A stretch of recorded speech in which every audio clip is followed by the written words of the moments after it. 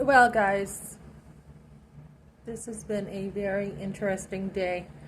Um, so I went into this job interview. This lady is like, "Oh my goodness." She's like, "You've had 5 kids? You don't look it." She's like, "You're beautiful." And I'm like, "Well, thank you." I do get this all the time, not to be conceited, but I do. I just I'm like, it's the genes. I take care of myself best I can. That's all. So, this has been a real interesting day so far. So I had to explain a resume that makes no sense. And then I came on here this morning and I'm seeing comments because I shared my story about my mother being a narcissist. And I'm sure the comment is from somebody in my family. So, or someone who knows my family because I know a lot of people. So, this is funny that this came up because I was going to talk about my trauma class last night. So basically this person's like, have you ever thought about the healing your grandmother had to go through or your mother? And I'm like, oh, wait, I'm actually supposed to think of them after they left me for dead and my child for dead? They left me for dead. So I'm actually supposed to be thinking about them now? My Uncle Bill said this once. He goes, oh yeah, Graham. He goes, I caught her one day sleeping in a tent, a pop-up tent with another guy. He saw stuff he shouldn't have seen when he was growing up, right? So he's like, it's funny how she wants us to take care of her when she never cared about us. And sometimes there's a reaping and sowing in life. If you don't care about others, you're really not going to be cared for later on in life. There's some hard truth, right? So my parents left me for dead. They pretty much left me for dead. You hear all the time a woman dying,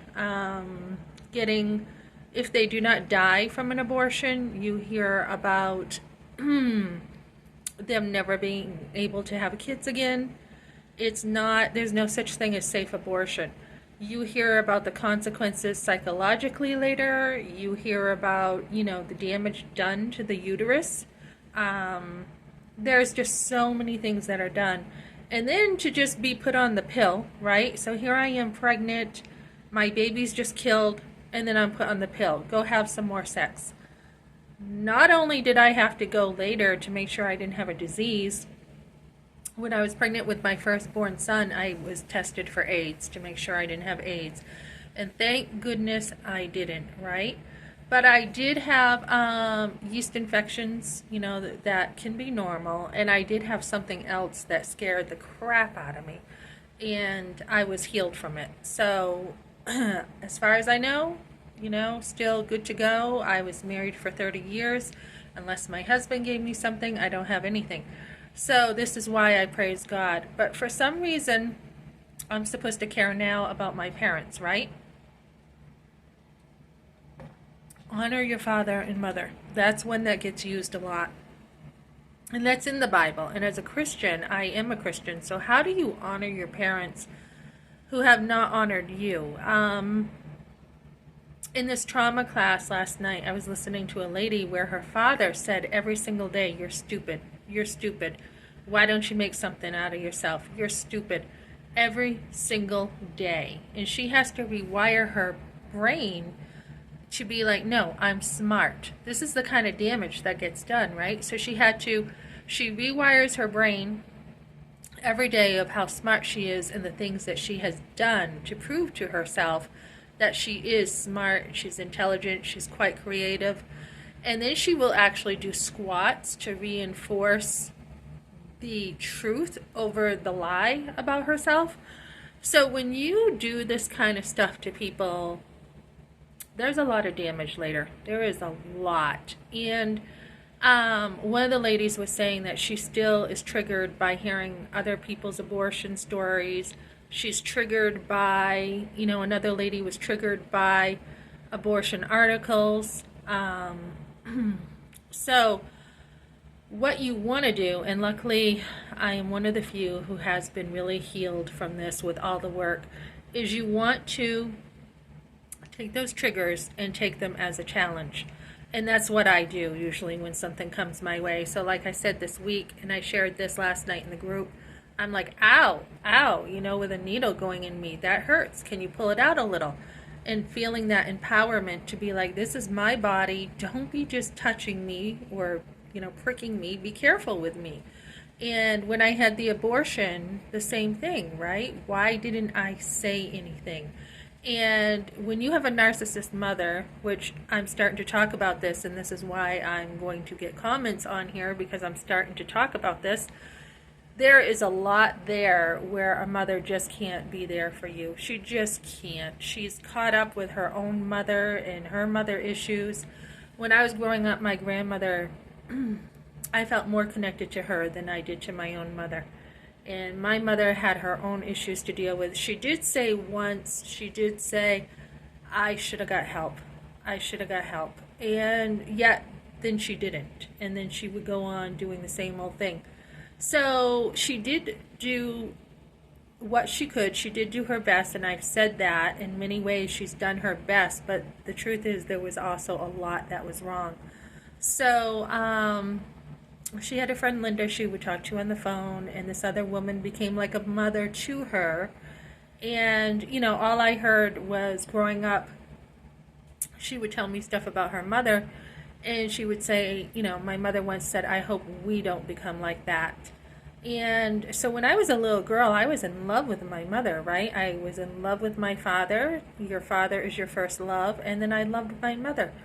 And then I started seeing things. I started seeing things about 10 or 11, and I was just like, that's not right. That's not right.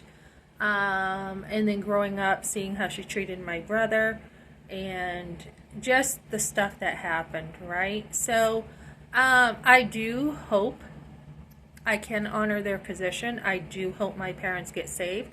I hope they come to know Christ. I have witnessed to them. I have tried my best to, tell them about God, and they're just like, she's crazy. And there's a book called You're Not Crazy, It's Your Mother. It's your mother who's crazy. So we have this mother-daughter tension. All my stuff got taken. I don't know where my stuff is from most of my childhood because my mother took it. There was a globe from my great-grandmother Ruth that was given to me that was taken. I went to Orlando. I had jewelry from the castle from my great aunt who was rich. That was taken. My clothes are gone. Everything was gone. And later on, I did share clothes with my mother when I would go to the dances, like in 7th and 8th grade. She would let me wear her clothes, her makeup. She would show me how to do the makeup. And, there's just so much there. So what you want to do is you want to take all the triggers and you want to realize your pain from abortion is not just abortion. Get in there, broaden it out, and realize it was from the mistreatment of when you were younger. Like one of the women was like, you know what? I don't know that I really wanted to be a mother. She goes, I don't even think I really regret my abortion. She's like, I do not think I wanted a child. But for her, she's like, it wasn't my decision to make. That decision was ripped out of my hands. And maybe if it wasn't what my mother did to me, she's like, maybe I would have wanted that child. So there's a lot with that mother-daughter relationship I think we need to get through.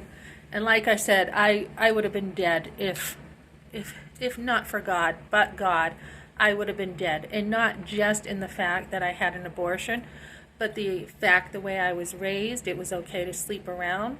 I mean, I remember I had my first boyfriend, so that was a relationship. That was with Randy. And then I'm thinking after I healed from this, holy cow, you were with Mike when you were pregnant. You were like, you didn't even know you were pregnant and you were with Mike. This is how bad it was. And then I was like, oh my goodness, when I broke up with Mike, I was with my husband, and then we were together a couple years, so relationships started coming back in my life after being with Mike, and I needed that freedom to get away from my mother. I honestly did. At one point, he had given me a diamond ring, and he proposed to me, and, he wanted to marry me. and I told my mother. And she's like, well, maybe, we were out hanging clothes. She's like, maybe you'll marry him. And so she was supporting me, and then she goes and tells my father that I'm still seeing him and sneaking around with him. And then, this is after the abortion. He comes down in my room and he's grabbing me by the hair and throwing me against the door because of what my mother told him, whatever that was. And my mother told him she would always tell on me and always just be like against me. So I'm like, okay, so try to clear this up, Melissa. What the heck were you thinking when you did this, So, I was sneaking around in the dances with him, and he was my freedom at the time. And then me finding out for myself what type of person he was, I broke up with him, and that was important for me to make my own mind up of who I wanted to date and who I didn't.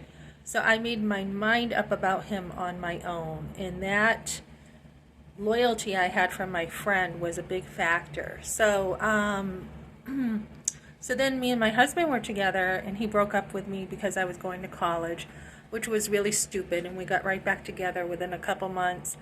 And then we lived together, and I thought this was definitely me and him, right? Definitely a, huge commitment, and he broke up with me, and then I did not care. I just did not care.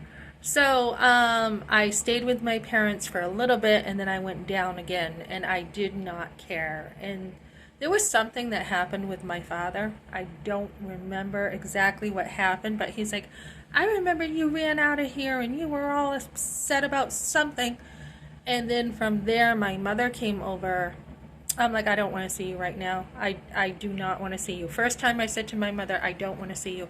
She took a fit. She took a fit of rage in my apartment, and I can't remember it all. My Aunt Tina had to come over and break it up. She was like attacking me. And, if not for God, I don't know where I would be, honestly. So, I didn't care anymore, so I'm out with these guys. I just did not care. I could have ended up in prostitution.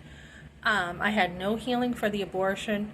I could have been on the streets. I could have been doing a lot, and God protected me from quite a bit during that wild time of just not caring.